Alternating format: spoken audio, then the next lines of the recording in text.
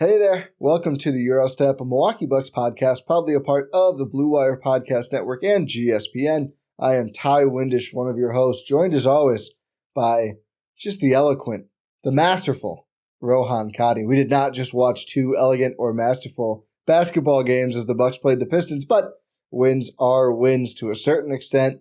Anyway, I digress. Rohan, how's it going, sir? It's going all right, I'll say. I mean, it's going for sure. It's a weird day when you're watching the Milwaukee Bucks. We're recording right after the Monday night game against the Pistons, where the Bucks win by 9. Sounds right. They win. They win 122 to 113 against the Detroit Pistons. Meanwhile, you're seeing Joel Embiid score 70 points. Karl Anthony Towns has 60 points while we're recording this podcast. You're locked into that. You will let us know if he can surpass. I mentioned this to you. I need Cat to score 71 more than I need anything in life right now. It would be very funny. It would be the funniest thing of all time, but let's hope that happens. But it's really weird. If he scores 65, it'll be the first day in history two players scored 65 on the same day. Crazy. So there's that. 2 shots potentially away from that.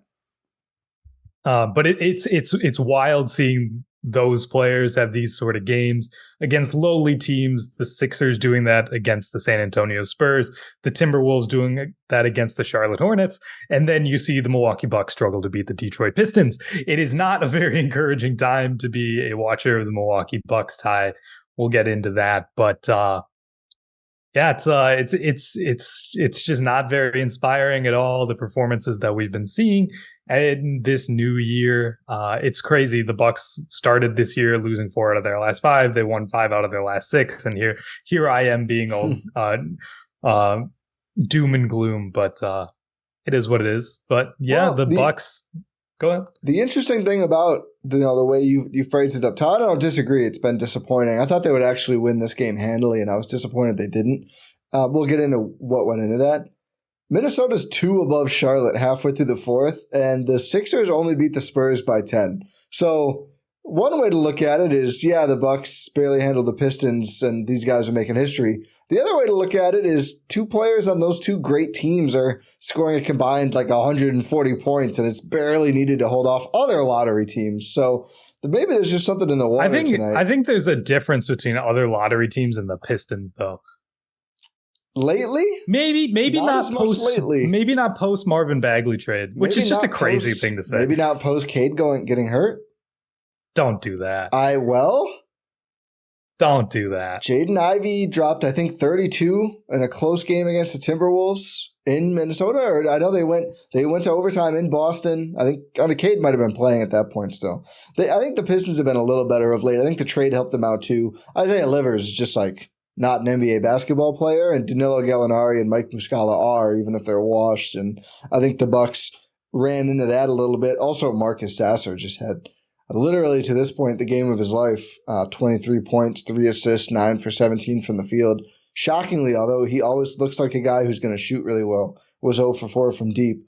But I did want to say at some point, and might as well say it now, I do think the Pistons have played pretty good ball in this 2-game series against Milwaukee. I know they stink. I know they have 4 wins. They didn't win either game. It's not like they came out and swept the Bucks over these 2 games. The Milwaukee has now won 21 of its last 22 games against Detroit and swept them again this season series.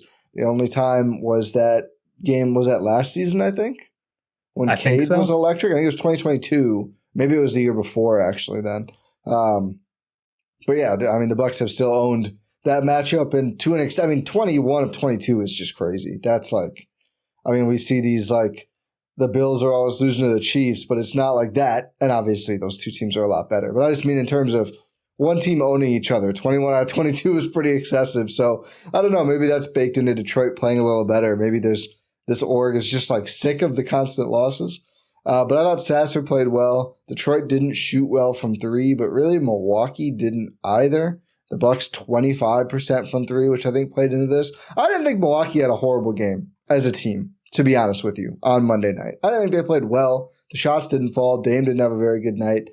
But and Beasley was 3 of 8 from deep, but I think 2 of 6 from 2, which is sad because I've actually really liked his 2-point shooting and just the shots he finds. I didn't think he took many bad ones. I mean, he had a couple that just rimmed out too.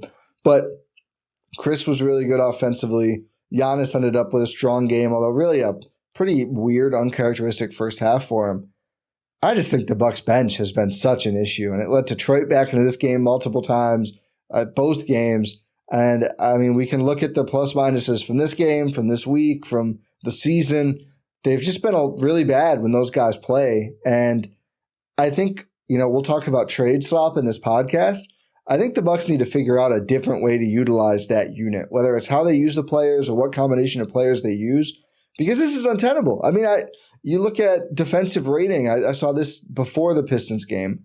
Their starters, they had like a 65th percentile in defensive rating among 5-man groups. So not comparing them to the whole league, they are very favorable compared to the whole league. But even compared to often used lineups, they're not great, but they're not horrible. They don't get killed defensively. Their bench comes in, these Chris and Friends lineups, they're just horrible. It's not all on Chris. Some of it is. But I think that still to me is the biggest thing that stands out. In addition to Dame and Bees just didn't shoot well. The team outside of Chris didn't shoot well. The Pistons really get up for this game in a way Milwaukee clearly doesn't, which has been a problem for the Bucks this season. So I didn't feel like, this is a game or a set of 2 games that, the Bucks stink and they're not going to be good, whatever. I think there's reasons, but my biggest issue continues to be the bench. I think they have to find ways to make it better outside of trades because you just don't know what you can bring in, but I don't know exactly what's going to work here. Yeah, it's consistently been an issue that it's the bench that has been the issue, right? Like you pointed it out. They are getting killed in these games. I think over these 2 Pistons games, they're a minus 81, the bench unit is. I could be wrong in that, but I'm pretty sure that's correct. They've probably got outscored by that much in terms of just raw points, which is a different metric. But I mean, I think that's pretty. What was it? The first game, 85 to 20 something? I think it was 85 to 14 or something ridiculous. I mean, in this game, Milwaukee's bench managed 20, 8 of which was Andre Jackson Jr., which feels almost impossible. Meanwhile, Sasser had 23 on his own off the bench. Stewart had 19 on his own off the bench, and Gallo, Burks, and Muscala combined for another 21. So they almost put up 70 again. They put up 150 bench points, I think, or right there in 2 games against Milwaukee, and the Bucks scored less than 40. It was in the first game, the Milwaukee Bucks bench produced a grand total of 18 points. So that's great. And here's the thing with these 2 games, it's been the same 4 bench guys, right? It's been Bobby Portis, it's been Andre Jackson Jr., it's been Pat Connaughton, and it's been also the return of Bossman 99. We have not recorded since the return of Bossman. He's bossing it up. He's doing some stuff out there, I'll tell you that much. Jordan Tresky will tell you all about it. He almost got the down stock. We gave him one more game of grace. If he just chucks a bunch of really bad threes again against Cleveland and doesn't make any, he will be getting a down stock. But he got one more grace period game for this Pistons game. But it's been those 4 guys and only those 4 guys in this game. Coach Griffin has gone just to a 9-man rotation. You have seen Cameron Payne be excised in this stretch. You've seen Marjon Beauchamp be excised in this stretch. We don't get the AJ Green stretches that we've been getting. Those are just gone. Like, he's settled on this rotation because theoretically, those are the bench players you want to play if you want to have a defensive lineup aside from Marjon Beauchamp.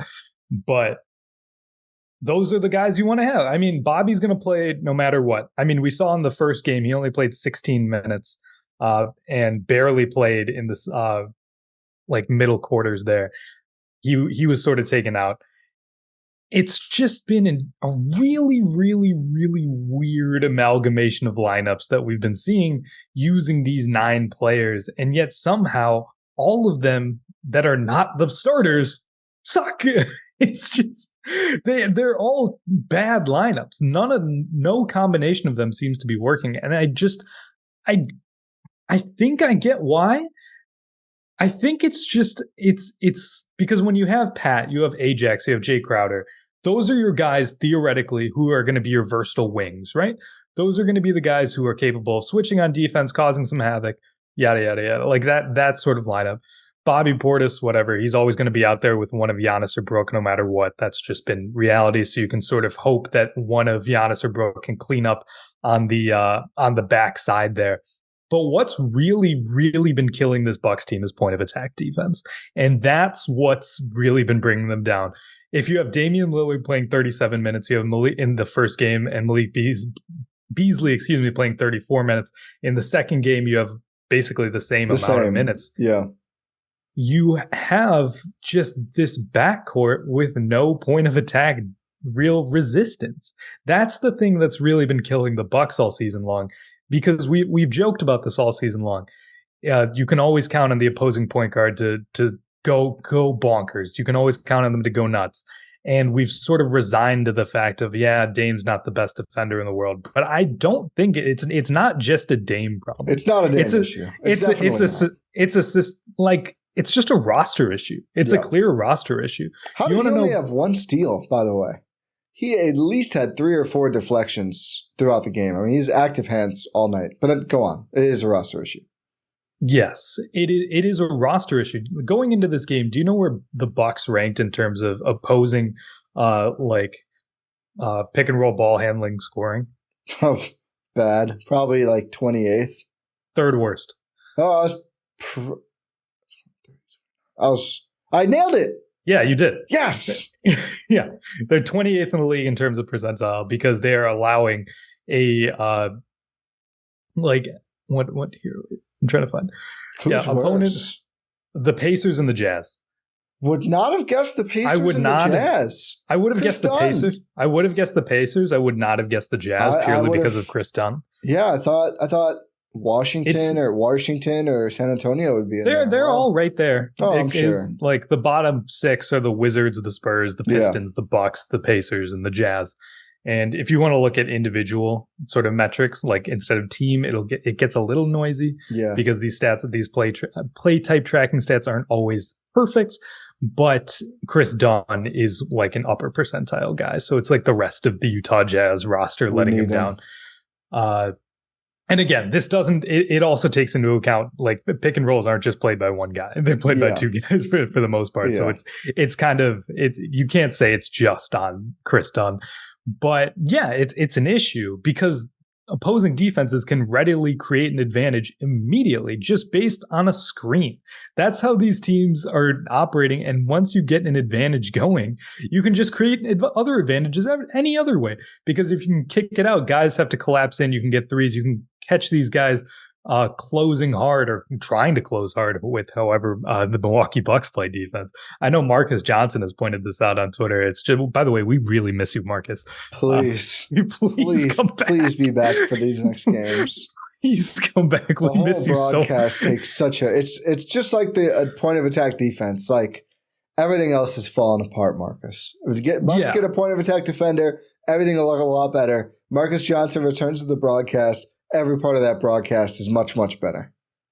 Correct. Please come back soon, Marcus. But you're right. As soon as the point of attack defense gets sort of burned, the rest of the defense is playing in rotation basketball. They're trying to rotate, go here, here, here. And they just don't have the roster to do that. They really don't. They don't. What are you relying on Chris Middleton and Bobby Portis to go close out on shooters, but also get to the next guy and also just try to contain a potential drive? That's no. Did you notice they went away from Bobby trapping after the Muscala 3? Yes. He switched after that. And I just feel like, that wasn't a good trap, but as we've talked about, and it's kind of sad how it's fallen apart because Bobby trapping was actually kind of working for the Bucks. And as we talked about with switch versus drop, it's just you pretty much just have to accommodate Bobby defensively. You can't drop. We've learned that the hard way. Switching, I think it's good they went back to it. I think they should maybe should just be the default from now on. He gets beat a lot, but usually it's someone hits a shot over him beat, and I think you can live with it in his minutes. You're making a trade-off in his minutes, right? The issue has been the offense hasn't been there, so the trade-off hasn't been worth it. We went over the post numbers, just the general bench numbers, but that trap was one of the rough moments of the game. There was a couple times with Brooke and Chris where It seems like they just didn't know if they were switching or not. Those are the things that's like, okay, we have to have this stuff ironed out. We need to know at least who the hell is doing what, and then if we get beat, we get beat. I think only one of the two ugly miscues led to a bucket, but there was a dunk out of it. But defensively, I mean, I think the scheme still needs to be tightened more. I think we see it adjust in games and over time and everything else. I think they should still know what they're doing more often than they don't. But I do agree with you. I mean, like, just the defensive personnel, they're just not athletic enough. I think that's the biggest thing when I look at, we'll talk about some of the slop or trade rumors or whatever, like a deal that sends out Bobby and Pat and brings in an athlete or two athletes. That doesn't even feel like something you would think about doing. That feels almost like a necessity now. I mean, you go through the 9 players who played. Giannis, Andre Jackson. Okay, super athletic. Good, very good. Who's third? Crowder?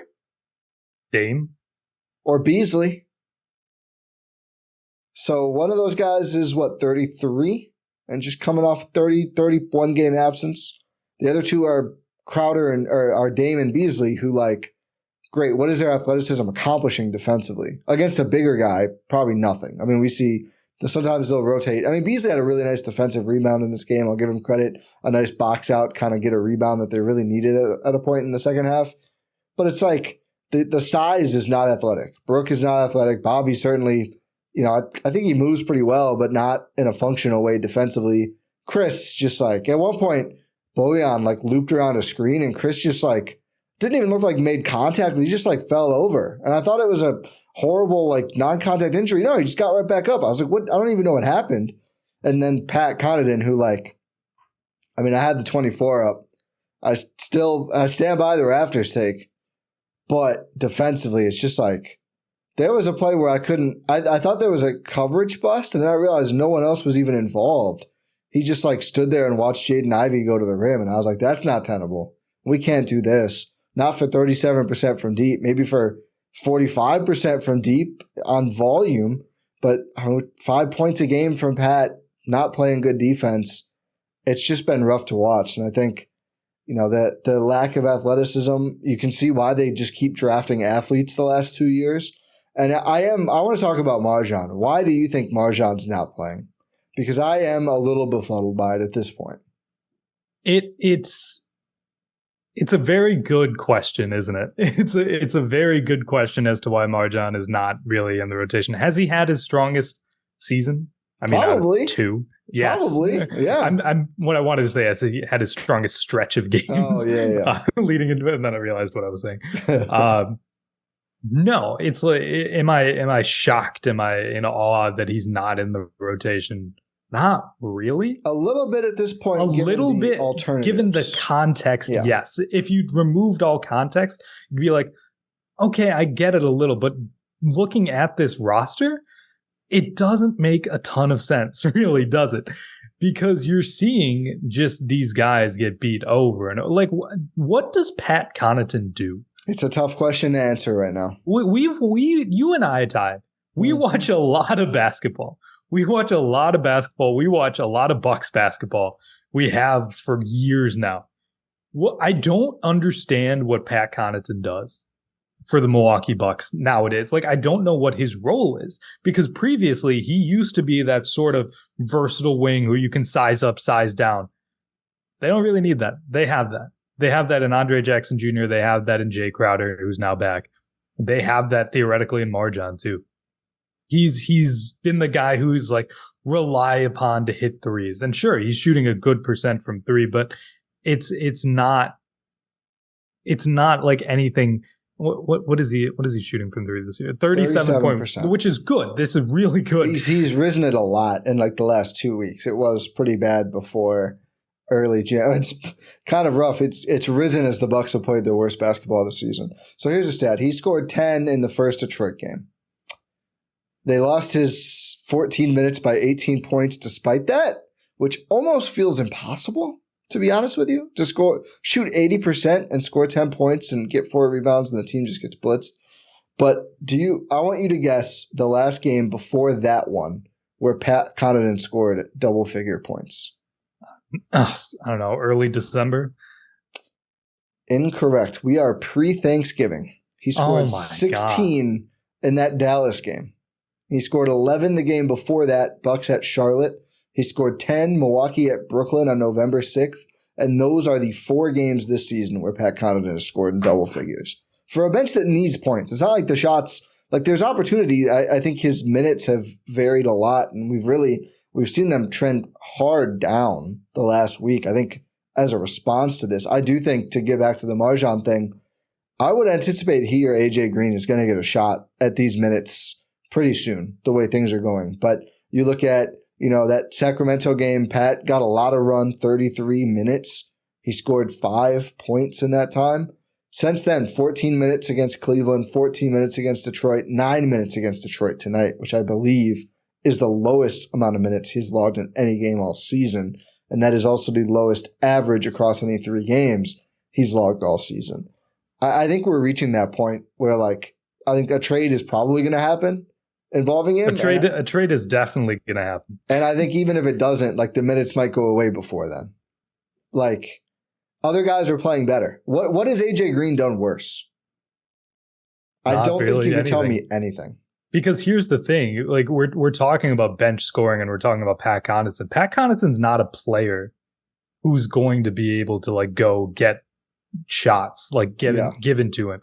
Even look at a guy like Malik Beasley, who you could say has a similar, again, they're very, very different players. But if you want to cast them in a similar role in just a broad sense on this team, sure. Malik Beasley is a guy who is capable of finding himself open for 3. He's capable of doing stuff with the ball in his hands. You're okay with him attacking closeouts. You're okay with him taking these floaters, taking these pull-up 2s. You're okay with that. Are you okay with Pat Connaughton doing that nowadays? No. Not really. No, you're not. We just don't even see it, though. I feel like almost the worst, but he's just not even involved on offense. No. And it's not... it's so hard to parse exactly what's going on, but I think some of it is just the ball finds energy and he's just kind of out there for a little bit. He's getting beat on defense. He's not open. He just doesn't do enough stuff. They need guys who are going to contribute more, obviously, on both ends that they ever did before. By the way, the Timberwolves are going to lose this game. They did lose. And they were dead even in Karl Towns' minutes despite him scoring 62 points. Crazy. I don't get it. I don't get it. Ant was 3 for 11. McDaniels was 3 for 9. Brandon Miller was 11 for 13 in this ball game. Whoa. Crazy things. Maybe they made the right pick after all. Anyway, I got distracted by that box score. Good for the Hornets after all. Also, Chicago's giving it to Phoenix too. I don't know what is going on in our league tonight. I'll tell you what. If there was a night for the Bucks to lose to the Pistons, tonight was it. Or even play a second close game in 3 days. No one's going to care about this tomorrow. If they had lost, maybe some people would care. But right now, no, there's way too much other stuff to talk about. That is for sure. Boston and Dallas also in a good one in the fourth quarter. Good season just for close basketball games. I mean, there's been some really good games that I've seen this year. Just watch a Bucks game. You'll get a close game. Unless they're playing Boston. That's right. Yeah. But Pat Connaughton, speaking of Boston. I feel bad about it. I mean, I really do. I don't want to, and Bobby as well, I don't want to overlook what they accomplished as Bucks. I don't want people to think that we are not appreciative or recognize or aware of their place in Bucks history and the legacy and everything else. But something just has to give. No, for sure. 100%. Something has to give. And especially with their salaries are tailor-made for a trade. And credit to John Horst for signing these contracts because, they are we talked about this as soon as they signed. It's if it doesn't work out, they're very tradable contracts. That's what it's come to. Yeah. Because I can't even think of something realistic I would have to do because there's no shot it's going to happen. But it's one of them is not going to be at least one of them is not going to be a Buck after the trade deadline. I would be stunned. I agree with you. I would be floored. I would be floored if that was the case. I'm actually almost more disappointed in Bobby, I think, even though I think Pat's been worse. But Bobby was the third or second place finisher and sixth man of the year. And that's exactly what they need. Literally come in, score 13 points a night on good efficiency, boom, bang, bing, done. I don't know what any of that was, but like that would be amazing. Even if the defense still sucked, like, okay, we can tread water. What I want to see going forward, trades, and we'll talk about trades in a bit. I think they should spam Chris Bobby pick and roll. I've had enough of the post ups. It's just not worth it. It just doesn't get the job He's not done. been a screen setter. He just hasn't. Like, that's just not what he does on offense. Giannis wasn't either. We got to all make adjustments to this team. No. Yeah, exactly. That's what I'm saying. He's not being a screen setter on this team. It's just I don't really understand why he's not being like a roll man and pick and rolls, but it's just that's what we're seeing happening. Like he is the bench big, and we see Chris has pretty good success with these lobs. He throws them to Brook, he throws them to Giannis. That to me is like, let's try that and let's move in one of these young wings. I think it should be Marjan first because I just think they need the more athleticism. But roll in Marjan or AJ Green in this like limited pat last wing off the bench role. And I think just a little more organization with the bench offense and just another plus player in there who can give you some more on both ends, I think could go a long way. I mean, to be clear, like if Chris and friends tread even every night, the Bucks will be very good. Like these are lineups that they have to run because Dame likes to play the whole first quarter, and it's very, very difficult to stagger Dame and Giannis the full game if Dame plays the first quarter. I think that has not been said very much. That is very hard to do because if you just Giannis doesn't want to play like 6 minutes in the first quarter. He likes to play 8+ minutes. And then you're either playing one of those guys way too much or making one of them sit for much longer than they would like if you try to stagger them for a full game with Dame playing the full first quarter. I think it's a good trade-off to make. Makes Dame more comfortable. He's been great getting other guys involved in first quarters. Like I don't have an issue with there being Chris and friends lineups. They just need to be okay. Like, we won the 3 minutes by a point. That's totally fine because then Dame and Giannis come back in. But what they're doing right now is blowing leads. That's what has to change. I think that we need to see more tinkering in the short term. Like, Bobby and then Ajax being the two highest minute bench players is a step in the right direction. I think Griffin needs to go even further with giving more of the young guys chances, having a shorter rope on, the restriction or being quicker to pull, some of the vets who just aren't playing well enough. But realistically, if the Bucks added a good two-way player in the starting lineup and slotted Malik Beasley as that sixth man, I think that helps a lot. It makes so much sense. It makes so much sense for this team, Ty. Yeah. It's a perfect meld for both teams, both ways, because you get that guy to sort of help your starting backcourt pressure to sort of like, maybe you can go hide. And again, Dame hasn't really been the problem, but you can like put your weakest defender, who is Dame, on, like, you can hide him on defense now. You can't really hide him currently because you have two backcourt deficiencies on the defense. You have three. I mean, the issue is Dame, Bees, Chris. Like, I think for sure. It's the that 1, 2, 3 is the trio is. I think Dame may be the best individual defender out of the three of them. He might be. So it's like, I didn't go on. I just wanted to, I think it's not even just those two guys, I would say. No, you're completely right to point that out. But you can sort of slot everyone a step down in the pecking order, and then you can get a bench scorer in Malik Beasley who's going to be able to put pressure on defenses, sort of take a scoring burden. Like I mentioned earlier, he's a guy who will find shots. And what better way to do that when, like, you have those minutes when you don't have Giannis or Dame out there, or like just Dame or just Giannis, like those minutes, like, yeah, it's good for Malik Beasley to be out there in those minutes. It just doesn't make a ton of sense with this group, with this roster construction. They have to get a point of attack defender. There's no other question. Option.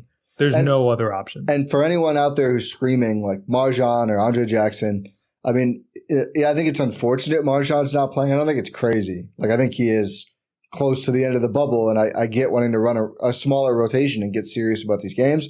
So, like, that alone, like, probably disqualifies you from then being the starter. I mean, that's a pretty jagged back and forth. And I think the games Ajax has started haven't really been all that good most of the time. And the problem is, like, he shoots a respectable percentage from three. I will say tonight, the second Pistons game, he twice, I think, drove through contact to finish.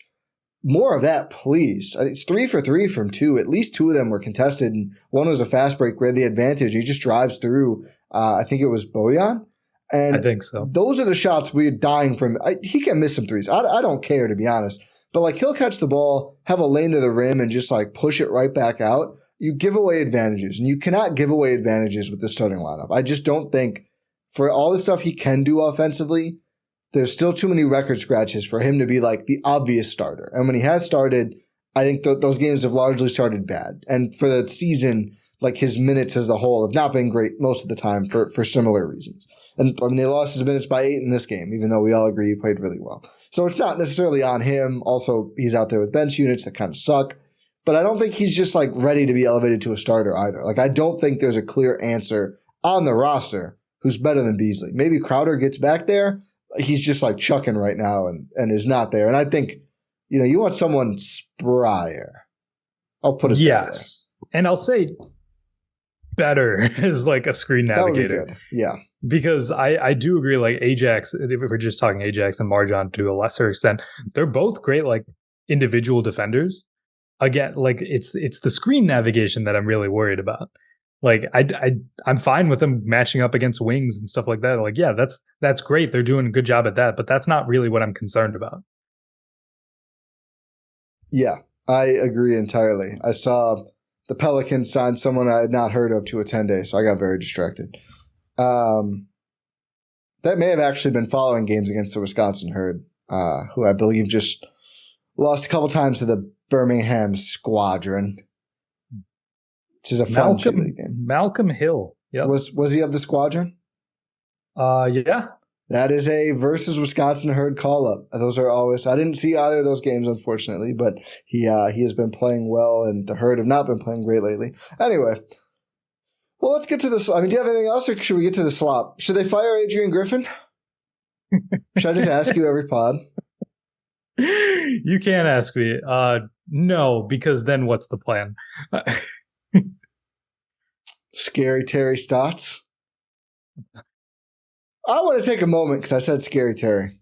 I was going to say, I was like, what are you having Terry Rozier coach the team? Is that more or less sad than the Heat like being really excited about Terry Rozier being their point guard answer after missing or choosing not to go for every star point guard?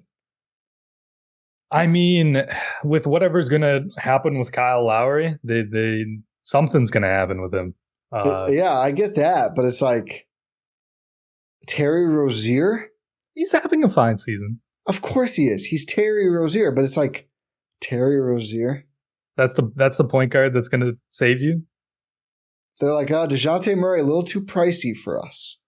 Not for me, baby. Speaking of Dejounte Murray. I'm watching this game. I'm watching Chris throw a pass right into someone's chest and just generally be athletic. I'm thinking, yeah, it would sure suck if they had a 21-5-5 guy to drop onto this team as well and just have much better guard play all throughout. Sorry, he's not an all-defensive player anymore. He just went once in the past, also a one-time All-Star. I was going to say, your starting 5 is all 5 All-Stars. That's pretty fun.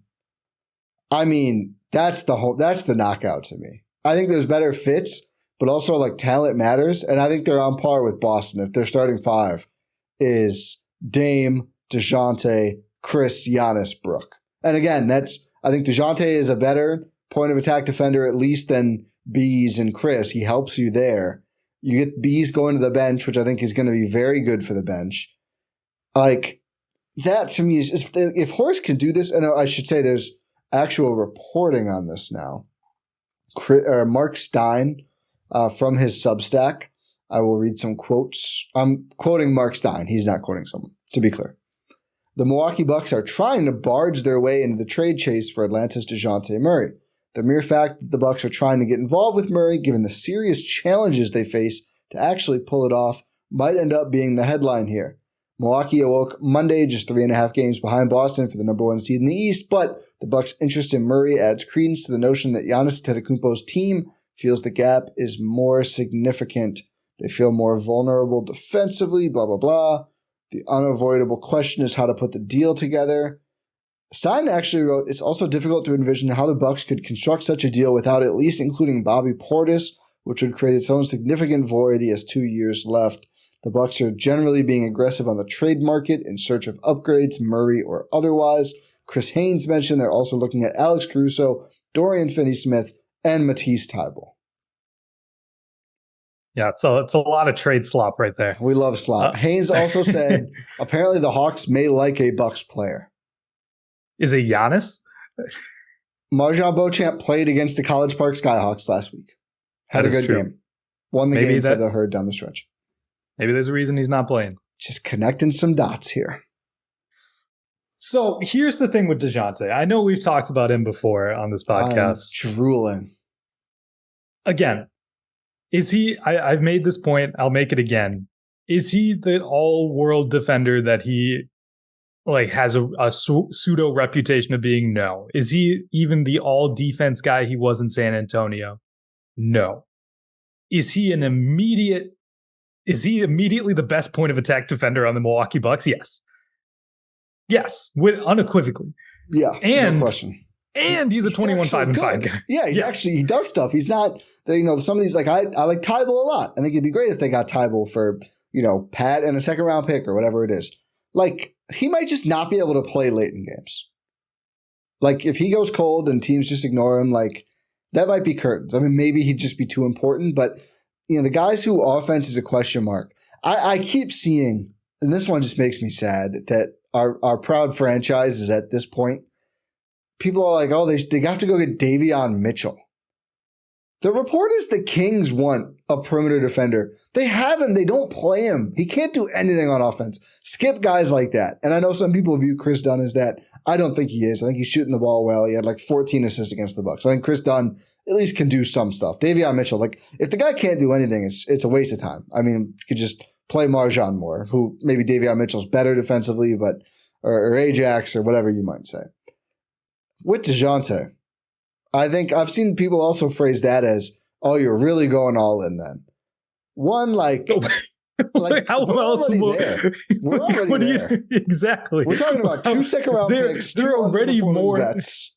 When they traded for Damian freaking Lillard, we were that was the all-in. The other thing about Dejounte that I like, he is a perimeter player. He is 27 years old. I was going to say he's young. He is under contract for 4 seasons after this one. Are the numbers high? Sure. That's a guy who could be a nice pair with Giannis for a long time. I mean, Giannis signed. Giannis is going to be here. The Bucks could use more players generally who will be along that timeline. And versus just okay, we need to somehow flip Dame, Chris, and Brooke into 3 young guys in the span of 2 years, a couple of years from now. Dejounte gives you a really nice, okay, I mean, is he Dame or Chris? No, he's not. But a good player, a very good player. You have under contract. I think those cap hits, he's tops out at mid to high 20s million, I think. He's 18 right now, which is why the Bucks can get in for 2 role players without needing to include a Chris Middleton or someone like that. But I think it makes a ton of sense now and later for the Bucks. I don't think they're all in. So I wrote a thing for our Substack. You can check out. The link is at gspn.info. But let's say the trade is Bobby and Pat, thank you for your service. We'll do a very nice tribute to your time as Bucks when and if a trade happens, when a trade happens.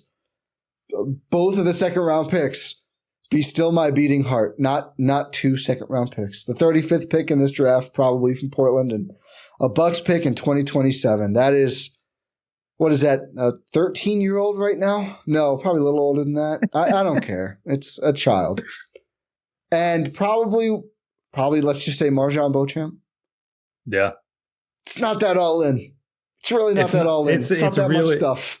No, it's not. I love Marjon. It's not that much in terms of raw assets. Again, that's the thing. It's are they even going to be able to get this done? Because if that's the offer, it's the opposite of all in. It's dang, does this actually, why would Landry Fields and Kyle Korver want to do this? Don't know if they're that good at their jobs. What a wild sentence to say also. That is. I don't know if Landry Fields is that good at this. I digress. I mean, I think the real question is and I saw, we actually got tweeted, shout out to the Uncontested, a great Oklahoma City Thunder podcast. They did a mock-up trade where the picks went to Atlanta But Bobby and Pat went to OKC, and then I forget who did OKC send. I have the trade pulled up here. What's the trade they sent? And they seemed into it, and I'd said let's call it in right now. Yeah, so the Hawks get Davis Bertans, a OKC first from the Clippers, and then the 2 Bucks second round picks. Okay, so is Davis expiring? I think. No. I think he has a team option, but I could be wrong. That would be yes. Essentially, that would be yes. I don't think the team will opt to pay him $18 million next year. I could be wrong, but I'll look it up right now. And then the Thunder get Bobby and Pat, and then the Bucks get Dejounte and Pakashevsky. I said 10 out of 10. Call it in right now, even if Paku's a G League player full time. Like that to me, they didn't have to give up MarJon in that. No. I would. I would do that trade right now. 100%. Like right this second. Yeah. And that's what I mean. Like, we may actually be undervaluing Bobby and Pat a little bit. I have no feel. But, like, maybe a team like the Thunder is like, you know what? We'll get some more depth. We'll get some champions, right? We'll bring some champs in the building. They can tell a bunch of great stories about 2021 to the young guys. And Pat can be Shea's biggest fan now, like he does for Dame out there, and Bobby brings some juice, and I think they do need more size. I don't know. They do. They always do. Is he actually better than the other Jalen Williams this year? Maybe. I don't know. If the OKC Thunder are listening, hell yeah, he is NBA champion, Bobby Portis. I mean, that is like, if Horst pulls this off, to me, if it's anything less than. Like, if you don't have to give up MarJon or Ajax, I'm like, wow, I don't even understand how that was possible. See, the thing is that there's going to be a lot of teams going to try to go after Dejounte. I don't know about they are. The Lakers. But they're unserious. They almost never actually pull these trades off. That's fair, honestly. And they stink. They do stink. Like we say, the Bucks are not playing well. The Lakers are actually a bad basketball team. Are they out of the play-in right now? I think they were 10th. Or are they 10th because the Warriors are even worse? The Warriors are somehow worse. The Lakers are 9th. They moved up to 9th now. Because they beat Portland. Congrats. Maybe the Lakers get him. I don't know how many other teams. The Heat say he's too expensive. The Sixers, Daryl Morey is just like, cap space is going to burn a hole in his pocket. I don't really understand what's going on. He's getting Paul George. That would be kind of good for them. I wouldn't enjoy that as a Bucks. It'd be good. I don't think it's happening, but yeah, I don't think so either. I think he'll probably sign the Clippers look like they could win the title right now. I think they're going to extend him too. They extended Kawhi Leonard. I don't know if we talked about that on the pod. I think George will come, and I think they'll re-sign Harden, and just Steve Ballmer will pay $1 billion to make sure he doesn't open his stupid new arena with no fans and a horrible team, which makes sense. It's gonna have a lot of bathrooms in it. And did you see the wall? The wall is crazy. Everything they do is kind of embarrassing. It's crazy. It's crazy. It is like, again, we have to preface this by saying, like, it is LA. It is California. There's a lot of people there. But like, I don't know how many people are lining up to be. Not a lot of Clippers fans. I just don't know how many people are lining up to pay thousands of dollars for season tickets 3 levels up just to be Clippers fans. They should move back to San Diego. Hey, it's too late now. I think the only 2 teams in one city thing that works, football is, the Jets and Giants, all the New York, because New York is different. I think they don't even play in New York. Well, that too. But you know what I mean. The New York Metro is different. Like the Cubs and White Sox works. Yeah, you got North Side, South Side. Yeah. And they're in different conferences. I think most of the rest of the time that you put 2 teams in one city, it does not go well. Yeah, like what about like the Yankees and the Mets? Like, yeah, New York is, all the New York teams are different. All the New York is like, they have enough. But the Nets are quietly kind of like barely there. You have to have history. Angels and the Dodgers.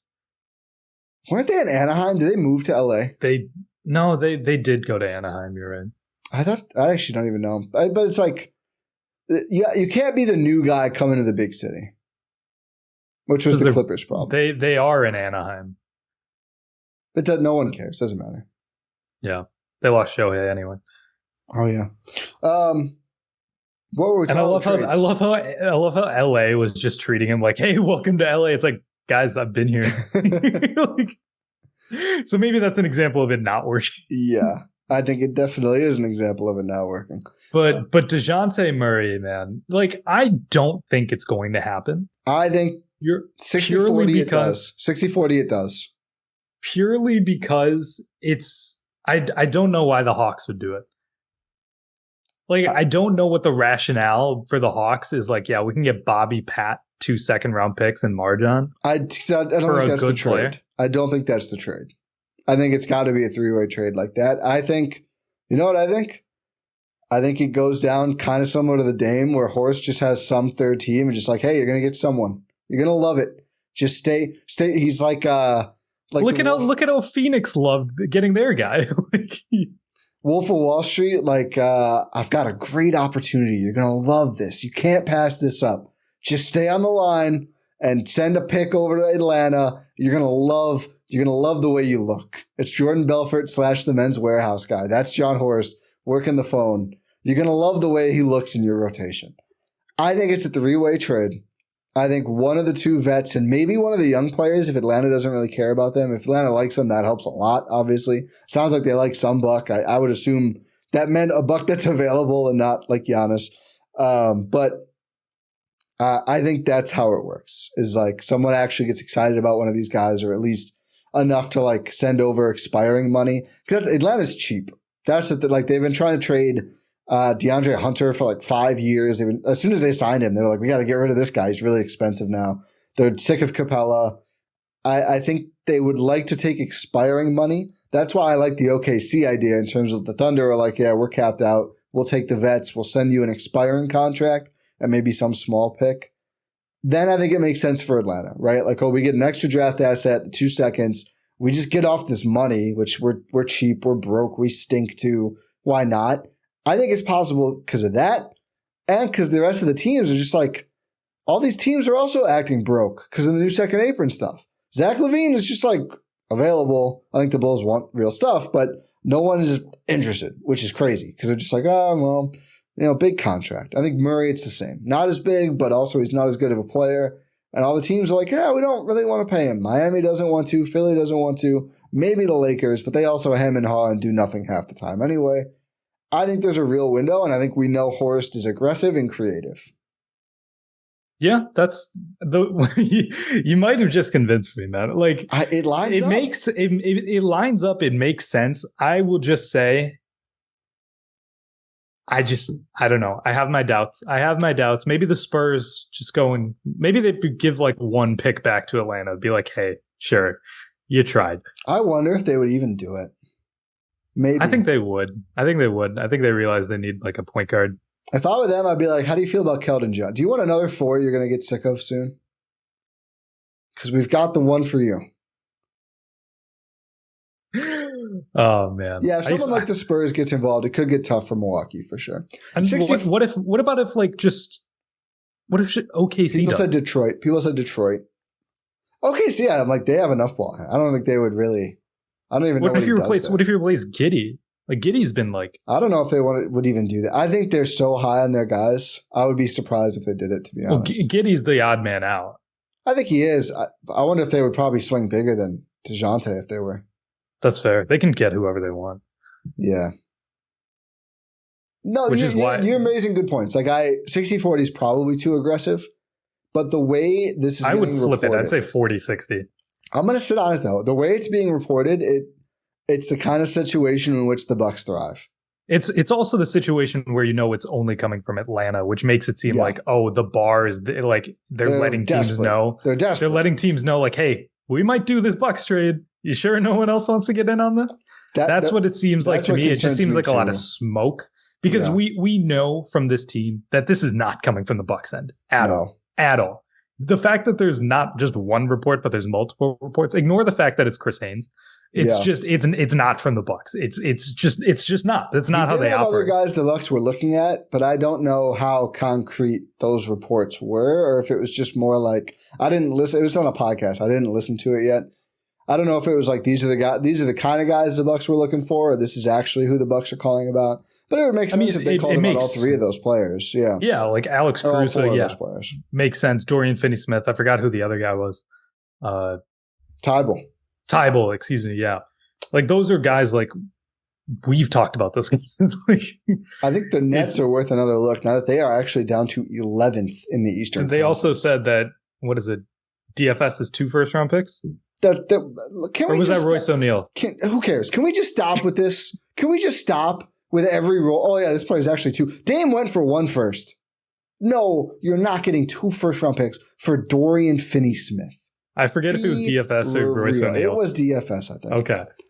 I see this, I just go, shut up. Like, no one believes you. It's like, congrats. He's going to stay on your team then. Have some respect. Like, don't take everyone for morons. It was 3 firsts for Siakam. And 2 of the firsts were basically guaranteed worse than lotto picks this year. So 2 crappy firsts, 1 future first, and basically just salary. Like, no good young players. Bruce Brown would you rather have the 35th pick or the 28th pick? It's basically a wash because of the contract thing. Yeah, I'd rather have the 35th pick. I wouldn't say rather because I value 7 places. I mean, you could get the player you want anyway. I think it's fair to call it a wash because you get a lot more contractual flexibility with the second round player. I mean, the Bucks have Ajax on like a 4-year minimum at 36, around where that pick will be. Which right now is like a huge boon. Like, oh my God, in the tax hell, like that's incredible. They would not be surviving without Ajax right now. Yeah. Which is just insane. That is insane. Part of me wonders too, like, can they squeeze out a little asset from somebody for like just throwing AJ Green some other direction? It's not because I don't like AJ Green. I don't know realistically when, if ever, he'll have a role. I mean, the one thing I actually have said though is, like, if they know Bees is going to go chase a bag somewhere, which is totally his right to do, maybe then he would. So maybe, but then you have to re-sign him again. He's going to be a free agent. Like, I think it's probably a complicated trade. I don't think if they get Dejounte Murray, it's like Atlanta just loves our big non-expiring contracts. Yeah. And then once you do get Dejounte, assuming you get Dejounte, you have to. Yeah, I was going to say you need to sign a big immediately. Bismack. He's right there. He's still there. I'm telling you, he's waiting. I'm watching his IG. I haven't seen him in Wisconsin yet, but I think he's waiting. Big Biz is he in line with J.R. Smith at Cops? Hopefully he's not watching the film like Oladipo. Remember when we really thought we were getting Oladipo? He was grounded Bucks film like 4 times. Bro, he wanted to be a Buck. He really is. He's not in the league anymore, is he? I think he's on a team right now, but he's hurt. Oh yeah, that's true. I think he's on the Thunder. Oh yeah. All roads lead to maybe he'll be involved in this trade after all. Probably not to the Bucks though. But aside from like Dejounte, who are the guys? I mean, like, Caruso, obviously. Yeah. His price is all. We want 10 firsts for Alex Caruso. No. That's what the Bulls are like. What team has 10 firsts to trade? OKC. That's not OKC. or Utah, maybe. Yes, Utah probably does too. I forget who's the other team that has just too many picks. Spurs. San Antonio. Boston kind of has a lot too, but they don't use them at like they use like 2 at a time only, which has been working for them. They've acquired a lot of very good players. They have. I mean, Caruso would be fantastic. I don't think that's how. I think Dejounte is more likely than Caruso. I think so too, which is crazy. But like, I should have asked, who are your bargain bin guys that you need to fill out your rotation? I mean, everyone knows how I feel about Chris Dunn. Yes. Like, I don't think that's feasible to probably get Dejounte and then Chris Dunn, but if it was, it also wouldn't make a ton of sense. I think they could still use enough. They could always use more defense at this point. I don't think they're going to get too defensive. Yeah, that's fair. Like him as instead of campaign, like you have him off the bench as just another guard defender. A sneaky one is like, would the Bulls just kind of hand over Javon Carter for nothing at this point? I was thinking about him. I mean, how can you not think about him? It's worth noting he didn't play well in the playoffs in very limited samples both years. But they just didn't need him as much. He just became much more redundant in years past than he would be right now. Because his role was mirrored by Drew Holiday. Who's just way better. Guess what? Spot opened up. Yeah. There's no Drew Holiday. Do you think he would start? That's a small backcourt. It's really small. It's really small. I don't know if that's the issue with. I think you try to make one big splash. Is this in a scenario where you don't get Dejounte? Yeah. Okay. Yeah, because Dejounte obviously is always starting. I think no, but I think he'd be the first guy off the bench. Yeah, I don't know if that does enough for me. Yeah, that's fair. I think you probably need to bring in two players if you get him. Yeah. It's just that he's so small. Yeah. He's so small. Bruce Brown is really interesting. It sounds like there could be in assets. It's hard to get up there in salary too. It's the same Dejounte deal. But I don't know. It feels like Dejounte is a better player. Oh, for sure. For sure. So it feels like the cost is too high. I would do it. Not the same trade, but I would do Pat and Bobby for Bruce Brown. I don't think Atlanta would. I don't think that's the issue. Or Toronto. Toronto would. Yeah, Toronto is going to have a lot more bidders. Somehow Bruce Brown's going to get a lot more bids than Dejounte Murray. Which he makes more this season too. The thing about Bruce Brown I like is the way his contract is set up. I believe a contender could trade for him, decline the option, and then still have, even just with non-bird rights, be able to sign him for like $15 million a year for 2 years. Because he makes so much in base right now. Exactly. So there's a lot of flexibility there that I think is going to be attractive to teams. It's probably not going to happen to. The issue is the Bucks don't have expiring salary. Their contracts are long, which makes it harder. Thybulle, I think, makes a lot of sense. I mean, a lot of people are just out on Thybulle. I get it. I think that's mostly because he was overhyped as a 76er. And now no one cares about the Trailblazers again. Well, probably never did. And now people are low on him. I think he's a very, very good point of attack defender. It would help a lot. What about Brogdon? I don't get it with him. No? No. I mean, he's good. He's okay. Does he actually help the point of attack defense that much? He's better than anyone else they've got. But by 3%? I'd say more than 3%. I don't rate him as that good. I think he dies on screens too. I think he's fair. I don't think he solves it. And we all know the real issue with Brogdon. Does he log a playoff game if he's on the Bucks? Does he play in 3 playoff games? I mean, it sucks. I don't mean to, but it happens every year. He also makes $22.5 million. Yeah. I forgot about that. Yeah, so again, it's like your Bobby and Pat.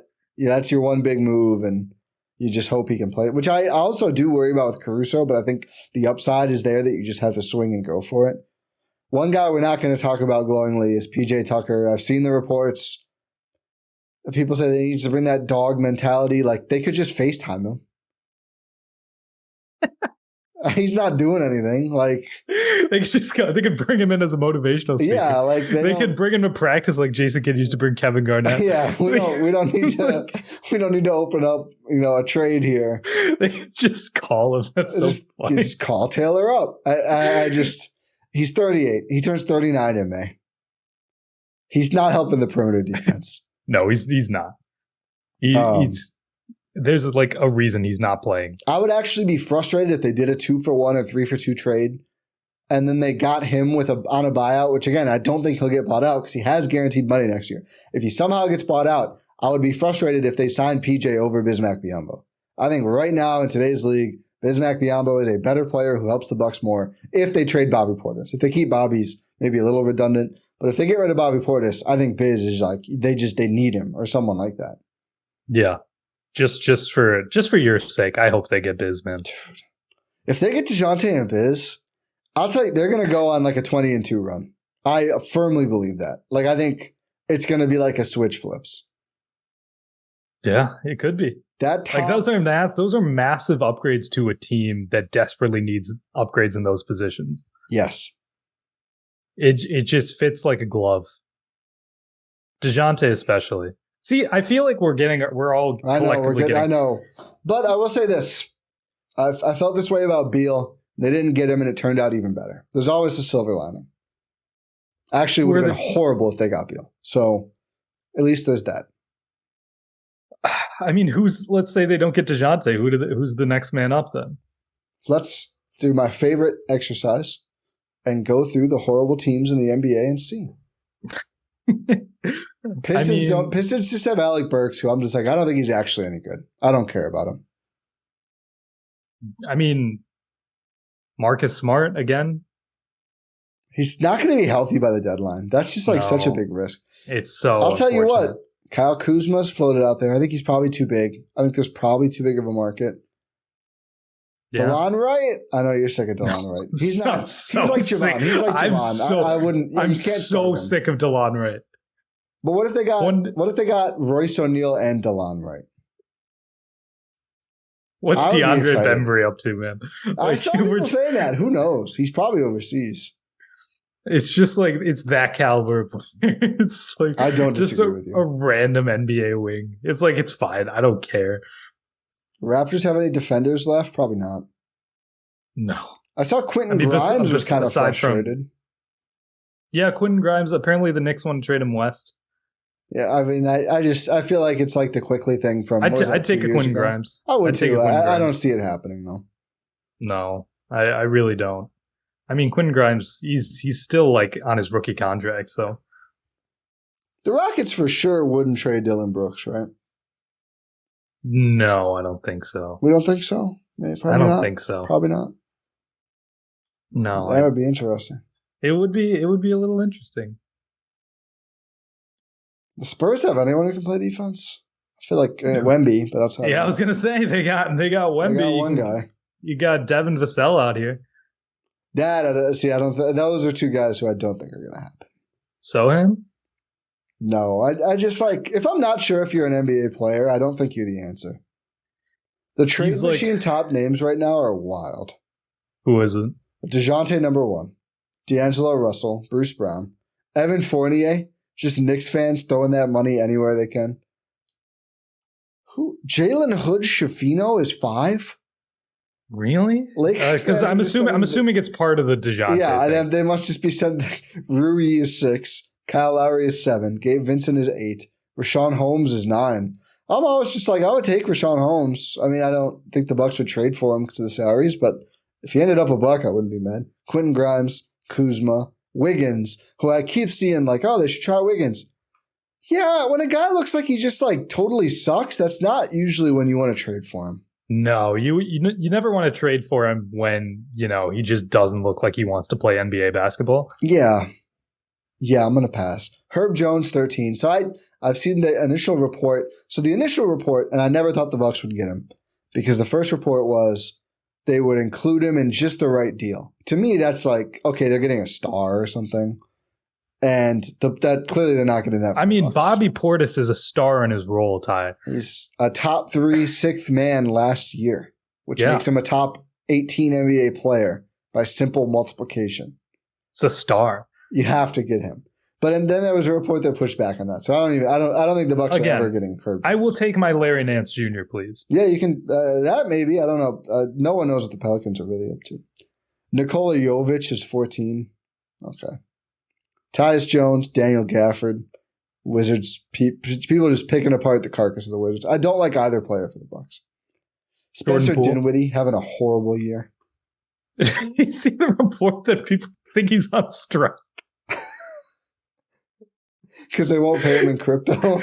It's like, bro, how bad do you have to play for people to think you're on strike? I needed this. Here's an interesting one. Okay. Markelle Fultz. I'd take Fultz for like a bag of chips. Like I'm a fan of Fultz. I want Fultz, but it's like I'm not gonna give up assets for Fultz. Bobby Pat and a young player plus a second round pick is kind of bag of chips territory. Again, I don't know why it's not bag of chips for the Bucks. That's you wouldn't do that for Fultz. Yeah. No, I'm not doing that for Fultz. Oh, I think he's a really good defender, isn't he? I think he is, but it's just. I think that might be worth it. It's the other side of the ball. I get it. Brogdon, I'm not into it. Bridges, Bucks can't afford. Tim Hardaway Jr., just like, that would be hilarious if they traded for it. Just like, you know what?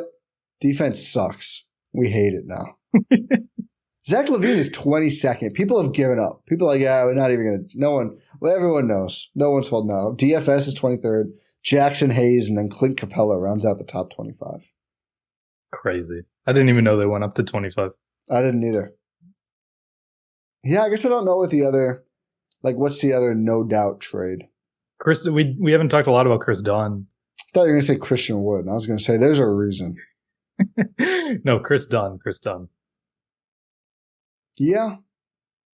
I mean, we've made the case before. I mean, I think he's on a vet min this year? No, it's like $4 million. I think Trade Machine saying 2.5. Oh, maybe it is. I thought it was lower, but either way, you wouldn't even need to trade one of Bobby or Pat. Just one of the good young players and the good second round pick, probably Danny Ainge. So it's not going to be super cheap, but I think that's what it's going to be. I'm not. If they traded for Smart, I would be stunned. I wouldn't hate it from the jump, depending on what it costs to get him. I know, but it's such a risk. Exactly, it's such a risk. Like, who knows how he's going to look when he comes back? When he's going to come back? It's just tough. I'm scoping out the market. Hornets. I shouldn't have scoped out the Hornets. No. Can I interest you in a Frank Ntilikina? He's not good and he doesn't play. But theoretically, there's a lot of defensive upside there. I mean, what about Dennis Smith Jr.? Now we're talking. Okay, you brought us back. We were at a pretty depressing place of names for a while. That, I think, has legs. That makes a lot of sense. It does, doesn't it? Min? Yeah. Yeah. I mean, they are I think reaching the point of giving up. Yeah. Or give me DSJ, give me Lonnie Walker. How about this? Bobby and Pat to Brooklyn. Spencer Dinwiddie to Atlanta. Dejounte to the Bucks. And then the draft picks and young players get sprinkled out. So the Brooklyn gets something. Brooklyn gets a pick or something. Well, what does Atlanta get? Another pick or something. And they get expiring money. Okay. I was like, you just gave them Spencer Dinwiddie. Well, I think you have to give an asset to give them Spencer Dinwiddie. I mean, maybe we sneak Capella over to the Nets and they send out some more of these veteran wings somewhere, and then they get paid even more to take on, or maybe DeAndre Hunter. Would they want a DeAndre Hunter? I think you're too far in the woods, man. I'm going deep here. This is a wild 3-2 right now. We're bringing in a fourth. We're going to send DFS and Royce O'Neal out. They're going to bring in DeAndre Hunter. Okay, let's build this. The Hawks are going to get a bunch of it. Let's bring in OKC. I think OKC could use these veteran wings. Maybe Bobby can go there too. Can we get up to 4 here? Can we get up to 4 here? We can get up to 4. This is great podcasting. So we're sending Dejounte to the Bucks. That's what matters. That's the important part. The rest of this is really who cares? We're sending where are we sending where? DeAndre Hunter goes to the Nets. DeAndre Hunter goes to the Nets. Okay. Dejounte Murray goes to the Bucks. Yep. Bobby Portis goes to the Thunder. Okay. Davis Bertans goes to the Hawks. I am cooking. Spencer Dinwiddie. No, he's already there. No. Spencer Dinwiddie goes to the Hawks too. Okay. Oh, the Hawks part lines up really good right now. Okay. Wait. We're getting somewhere. The Thunder take Dorian Finney-Smith. Is that legal? The Thunder do? Yeah. Okay. I think is that the trade? Where is Pat just not going anywhere? Oh yeah, Pat has to go. So Pat has to go. Oh, Pat has to go to the Nets. Pat does have to go to the Nets. And then the Thunder take a little bit too. So that's why the Thunder, I think, have to send Paku to the Bucks. This is a wild trade. I don't know if it's going to work. Paku to Bucks.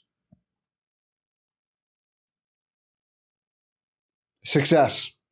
Okay. No, so here we go. Call it in. John Horst, know you listen. Call it in.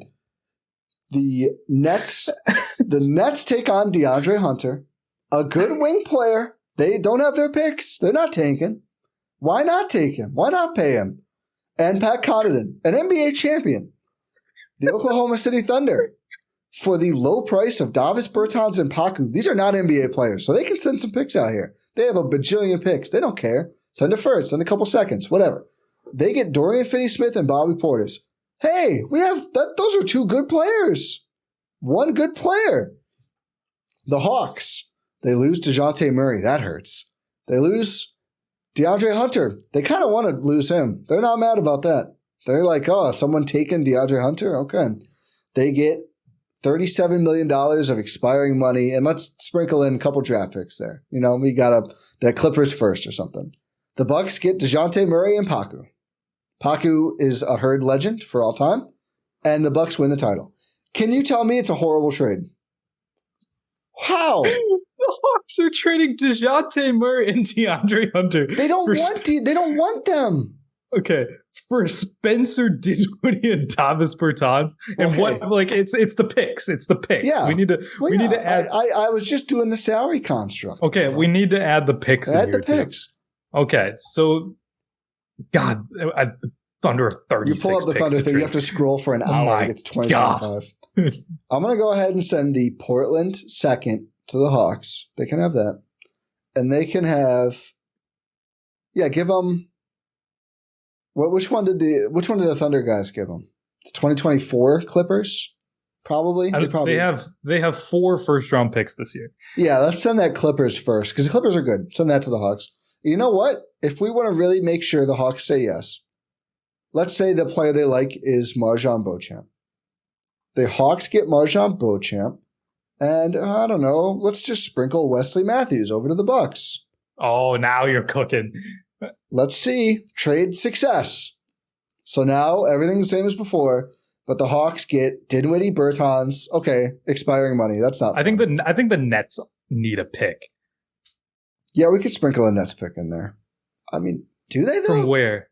Yeah, you're trading like Dorian Finney-Smith, who you said you're taking 2 first-round picks for Pat Connaughton. They lied about that. I mean, yes. And DeAndre Hunter. Yeah. I mean, I think the Thunder could send a first and a second in this trade. They are sending literal garbage and getting pretty good players. And they already have too many players to use all their picks. Like, who's second? Do you want to send like the Warriors second in 2026? That's a horrible pick. We can give the Nets something a little better than that, I think. What, do you want to give them a first? These are not our picks to trade, Ty. Houston second this year. Do they actually have that? Oh my yes, God, they do. And you know what? We'll be generous. Let's go ahead and they can have the better of Boston, Memphis, or Philly's 2025 second too. A smorgasbord.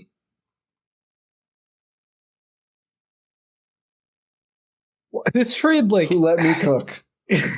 This trade is crazy. I'm posting this in the Discord. Wait, let me add that last second round pick. I'm posting this in the Discord. I'm going to get their thoughts.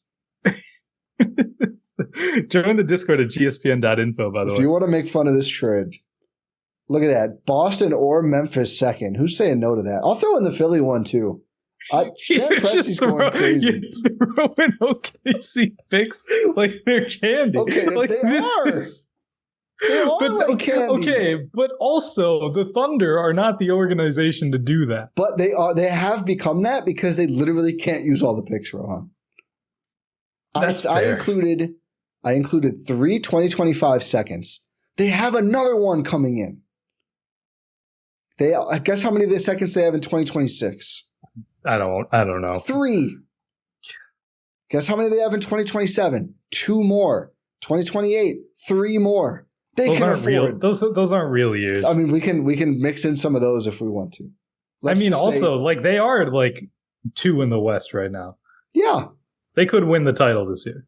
They would have a better shot if they had Dorian Finney-Smith and Bobby Portis instead of Paku and Davis Bertans. You know what, Ty? I don't know if this trade actually it actually makes a bit of sense. I don't think Pepe Sylvia on this. I don't think it's gonna happen. I don't think it's gonna happen. But this is I dare to dream. Trade. I feel like everyone is sending out garbage and getting something of value. Mostly the Bucks. Yes. But that's how trades happen though. It's like, okay, this guy makes more sense for you. These picks make more sense for us. Like they cut money in this deal. $550K. If they don't open a roster spot though. God, Paku would have to play. No, you'd cut Paku. You can't cut him. We got to make this a good old fashioned 5-teamer. I don't think the software lets me do that, but Paku's got to go somewhere else. They do let you add a 15. Oh no. Well, no. I mean, why not just cut Paku? Because it's $1 billion in tax. That's fair. I'm trying to be it sounds, a 14 trade sounds crazy. It is. But I'm trying to be realistic with like what each team is looking for. Okay, I was like, you can't say, I'm trying to make this 4-team deal that's crazy. Then your next sentence be, I'm trying to be realistic. I mean, Siakam just got moved in a 3-teamer in freaking January. The league is unhinged. 3-teamers are fine. 3-teamers happen all the time. This 4-banger makes sense. Where are we sending Paku? He can just go to San the Nets. Antonio? He can just go to the Nets. San Antonio? Sure. No, I think he could just go to the Nets, honestly. Yeah, they lose $4 million in this, so they could absorb Paku too. I don't know if they'd need a roster spot.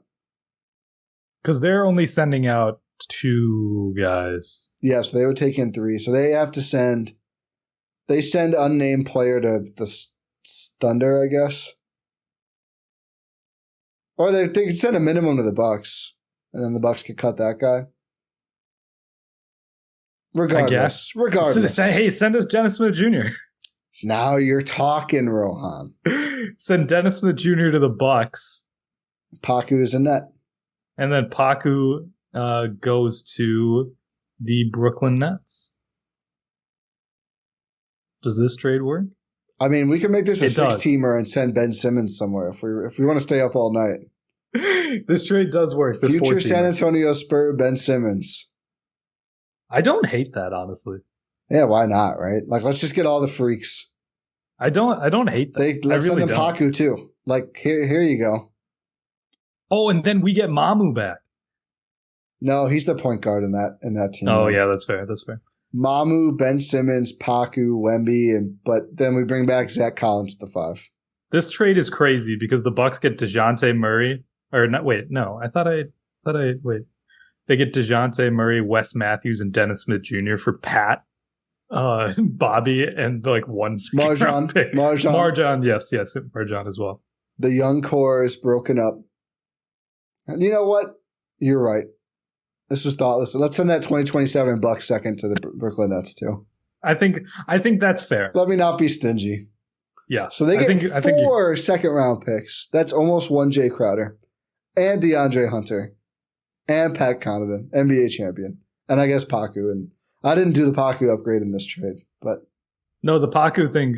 Oh my God, the Bucks in this trade lose $5.5 million. Now we're really cooking. Lose $5.5 million, get Dejounte Murray, Wes Matthews, and Dennis Smith Jr. This is peak Homer podcast trade. I don't think it's peak Homer podcast trade. Yeah, you're right. Lakers fans exist. Yeah. But this is up there for sure. This is a masterpiece of mine. This is crazy. I feel great about this. You should, because I didn't think you'd be able to build this, and here we are. Quickly. I'm staring at a thing that says success. I could do another one too, but we got to wrap this up. We're over time. This is going to be a short pod. I shouldn't have. Pete, let us know. Was this actually interesting to listen to? Next time, I guess I could probably. Next time, we should do this again. We'll put it on the screen. People can follow along visually. Yeah. But let us know if you enjoyed Trade Machine Dr. Frankenstein with Ti and Rohan. Well, by the time we record next, we should know the All-Star starters. Yeah. We should know if Dame made it. Those are announced on Thursday, I believe, on TNT. As for the upcoming schedule for the Milwaukee Bucks, they got a back-to-back games against the Brooklyn Nets. You got Nets on my mind. Oh yeah, against you're the Cleveland about it now. I'm staring at this trade on my other monitor, and it just says success. And I see the Bucks getting 3 good players and sending out 2 bad players. Hey, so it's 2 champions, great. 2 NBA champions, 3 champions. No, 2 champions. 2 champions. 2 champions and a vital piece of the young core. Yeah, that would break my heart, honestly. Yeah, it would be sad for a little bit. A couple seconds. So no, more than that. Okay. The Bucks next play at home. They come home for a 3-game homestand. They play the Cleveland Cavaliers, the surging Cleveland Cavaliers. Best record since mid-December. They've got the number 1 offense, like number 1 or 2 defense since mid-December without Darius Garland and Evan Mobley. Those 2 guys stink. Apparently, hey, trade him to the Bucks. Sam Merrill's the truth. Sam Merrill had 23, I think, tonight. They play the Cleveland Cavaliers on Wednesday at 7 p.m. in Fiserv Forum. I think first 10,000 fans get a Dame time watch. Oh, yeah, they just rolled that out. I'm very jealous. I will not be able to make that game, but that is an awesome giveaway. It can't be a good it's plastic, one. Rohan. But I think it's a real watch. I thought it would just say Dame time all the time. Oh, I thought it was I don't know if that's true. It might be. Send us one. We'll review it. Friday giveaway. Yeah. I'm trying to get things. On Friday, they play the Cavs again. Then they play the Pelicans on Saturday, and then they go on their dreaded West Coast road trip. But it's a tough stretch of games here for the Bucks. The Cavs are good. They got blown out by the Cavs by 40 points a week ago, or last Wednesday, I should say. Yep. So revenge is on the mind of the Milwaukee Bucks as they sort of try and right the ship and get Dejounte Murray, I guess. That's the takeaway from this podcast is they need Dejounte Murray. I mean, it's hard to argue with that. There's other avenues. I don't want people to think it's Dejounte or bust. It's Dejounte and bust, though, if they get him. I'll tell you that much. And with that, I should have broke Rohan right before the outro. We'll wrap this up. Say thank you for listening to this episode of the Gyro Step here on Blue Wire and GSPN. It's a war. Bust with mirth. You're bursting with happiness is what I meant. Did not say burst. You said bust. Just misspoke. You said bust. Just misspoke. Just keep it going. Make sure you subscribe wherever you're hopefully still listening to this. Hopefully not. Hopefully you are.